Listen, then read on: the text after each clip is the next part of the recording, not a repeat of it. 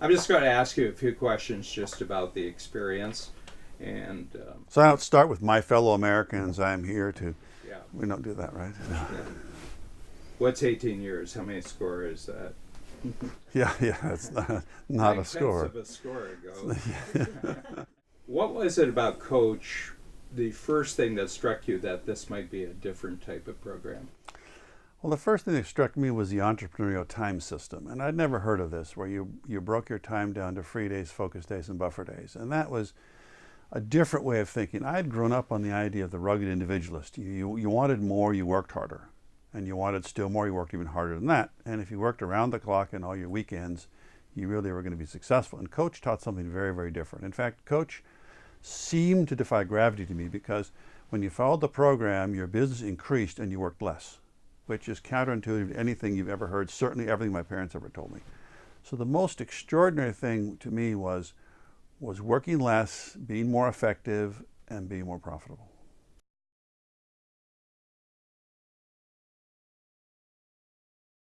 You said one day, you said, if you could master delegation, how big could you grow? And I could have left Coach that minute and had a full session. I used to charter a private railroad car to come to Coach. I'm rolling back across New Mexico, and I'm thinking, well, if I could master delegation, if I could master delegation, if I could master delegation, and then I kept thinking about delegating. So then I said to myself, well, what if I challenged everything I did during the day? And I challenge you to say, why am I doing this? Do I need to do this? Can anyone else do this for me? Is it fun? And then everything just changed.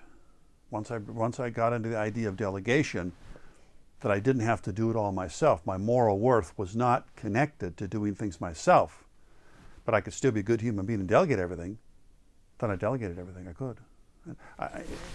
There's a story I tell people about delegation. I said I would sit in my office and I'd have my pen, and I'd pull out my pen. And I'm going to sign. Okay, what am I going to do with my pen? Am I going to sign a document? Why? Why am I signing it? Why can't someone else sign it? If it's not fun, why am I making notes? Why am I writing this? Can someone else write it? When the answer was no, I would say, well, then I have the wrong people. I have to get people that can do this for me.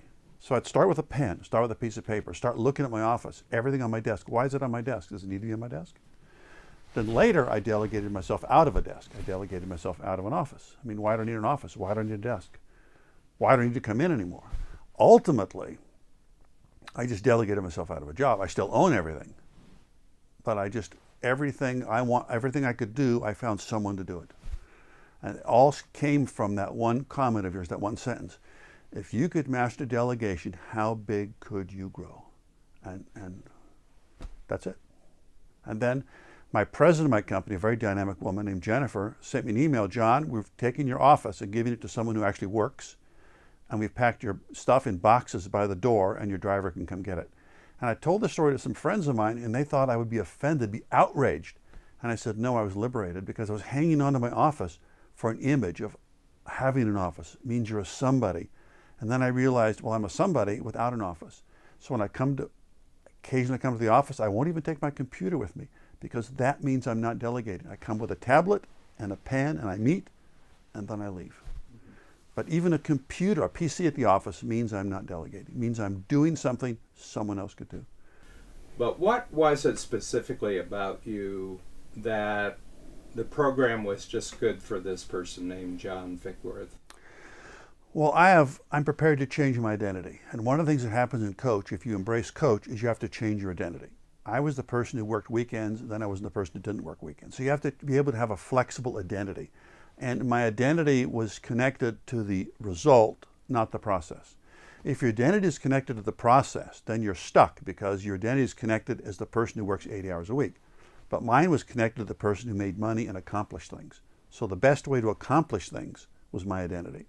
But it's an issue of identity. Some people are stuck in the fact that, I only achieve moral self-worth if I'm working around the clock. And I never had that. I mean, someone told me years ago, hard work only guarantees old age. The other thing I was able to do is to hire people smarter than I am. A lot of people in Coach resist Coach. They can't hire somebody smarter than they are. I luxuriate in the fact of hiring brighter people than I am. I want every person I hire to be smarter than I am. If they're not smarter than I am, what do I want them for? Well, before I joined Coach, I mean, I would work weekends, I would work holidays, I would forget that it was Thanksgiving coming up when I was single until someone called me and said, your parents expect you to come visit them, because I believed you just had to work all the time. And then the idea of a free day, a focus day, a buffer day, I mean, I had no, it's probably like the first time someone saw a light bulb or something. I had no concept that existed. I had no, like you go to some jungle area and you bring them a light bulb. Well, what's this? I mean, I had no concept of that. So free day, when you're off your cell phone, you're off your email, you close the shop down. For me, it's go explore the desert. I mean, first I thought it was a bit strange, a bit odd. And then I thought, well, this Sullivan guy's been pulling this off. My coach has been pulling this off. I thought, well, this is, I'll give it a try. I'm experimental. And then it worked. And then I wanted more of them. But I have so many hobbies and things that, if you, example, let's say we have weeks with 7 days in them. So let's say that something happened with the calendar and one day was taken out. We only had 6-day weeks. Would you go bankrupt? Would you go broke? You'd adjust to a 6-day week. Okay, what if you only had a 5-day week? What if you had a 4-day week? Would you go broke? Would you disappear? So you just take days out of the week and keep them for yourself. Pocket them. I mean, if your day had 24 hours, like everyone's day, what if your day had 20 hours and something new changes? You have 20-hour days. Well, you'd adjust to a 20-hour day. So you just adjust, and that forces you to delegate and become efficient. So yeah, I have all these hobbies that interest me, and they're all financed by my business. And now I'm 69 years old. Now I have time to play with my hobbies. I explore the desert. I take pictures. I have all these fun things to do. And it's all possible by Coach. I couldn't do this without Coach. Or I would feel guilty. I'm taking time away from my business to waste it on a hobby. So the hobby was a kind of a waste of time and business was a real use of time. And through Coach, I got rid of that whole nonsense. The idea the only thing you should really be doing is working and everything else is a distraction. Like now I meet people and they're lawyers, they're working 70 hours a week, they're proud of that, I think. Come on, they're screw-ups. What is this? I'm not impressed by this. You can't delegate, or you're working for a company that drives you like a slave. Come on, you're working these long hours. What does that mean? Either your business is failing or you can't delegate. If you were to compare how you are when you are working now compared with before, what would someone who knew you back then and knew you now notice as the biggest difference? Oh, I'm much more easygoing. I'm much nicer to deal with now, much more pleasant. I'm not as hardcore and not as driven.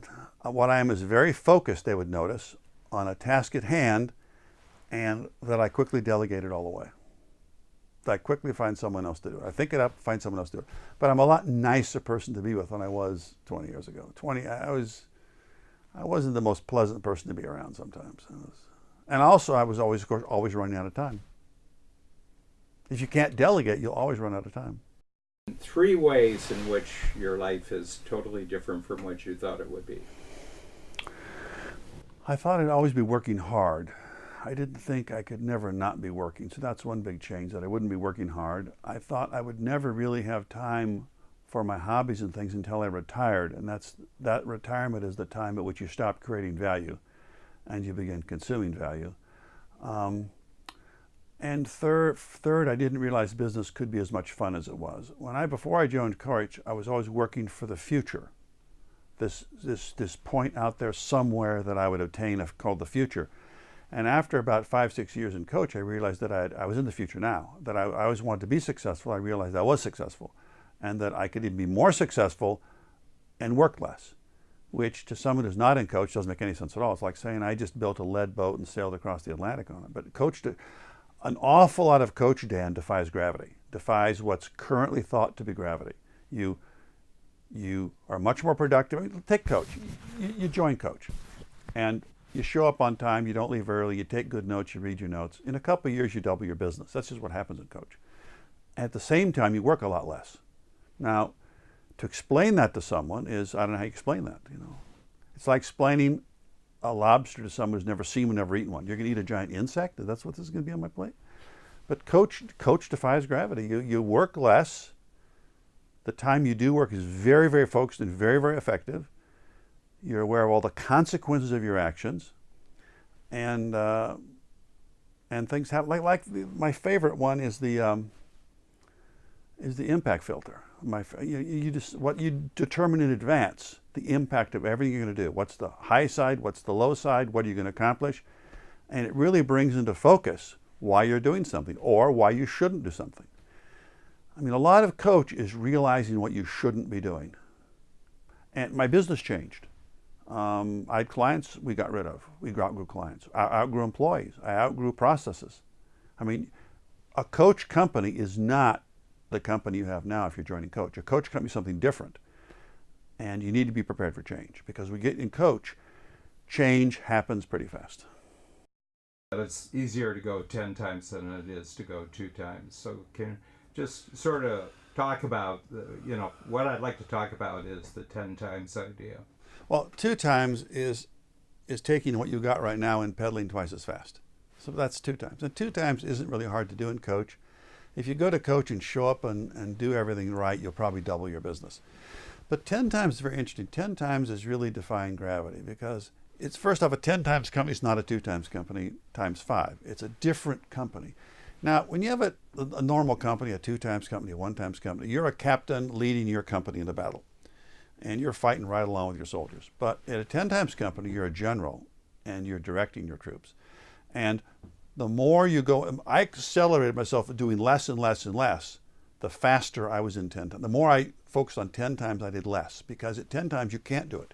You can't take your company now and get it to 10 times doing what you're doing now. You don't have 10 times what you're doing. You don't have another 50 hours in the week, 100 hours in the week.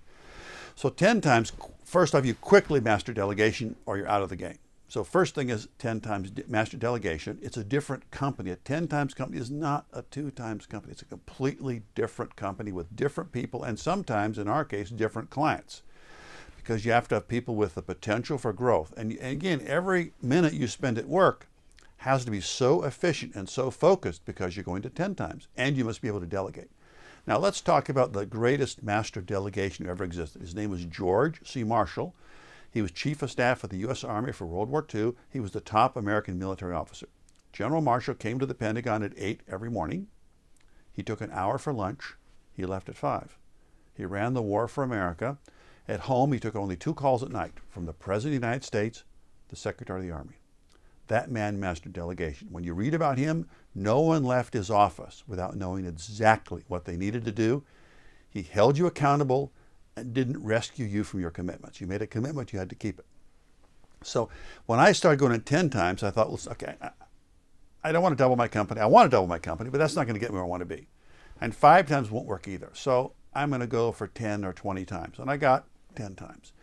And then I quickly began changing. People had to go. And when I hired people, I'd hire them on the basis of, are these 10 times people?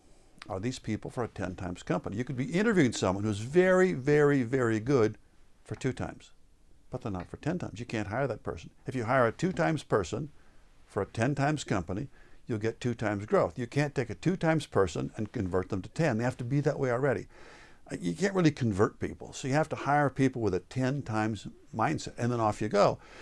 And the delegation that came with 10 times allowed me to delegate myself out of the business. And one day I was gone. Once you've gone 10 times once, and you start a new 10 times, it's a lot faster, because you know exactly what you want. You begin a 10 times company. You start from delegation immediately, and you quickly weed out the people that aren't there for the trip, that aren't there for the ride. And then you get rid of those people. And sometimes you have to get rid of clients who aren't 10 times clients, people who drag you down. But 10 times truly defies gravity. You're making more money and you're working an awful lot less. Till at the end, you might not be working much at all, as my case. But 10 times is a marvelous experience. And when Dan first talked about it, people in the room were going, 10 times what? What are you talking about? What are you doing 10 times? But then Dan says, but it's not what you're doing times 10. It's not doubling your company times 5. Now, again, 2 times is really, really the enemy of 10, because in 2, you don't have to change your company. You just have to pedal faster and delegate a little bit. And you can keep the same company you've got now and double it. But 10 times, or actually for some people 30 and 40 and 50 times, is a whole new company. You can no longer be the captain, you got to be the general. And if you can't master delegation, you will never get 10 times.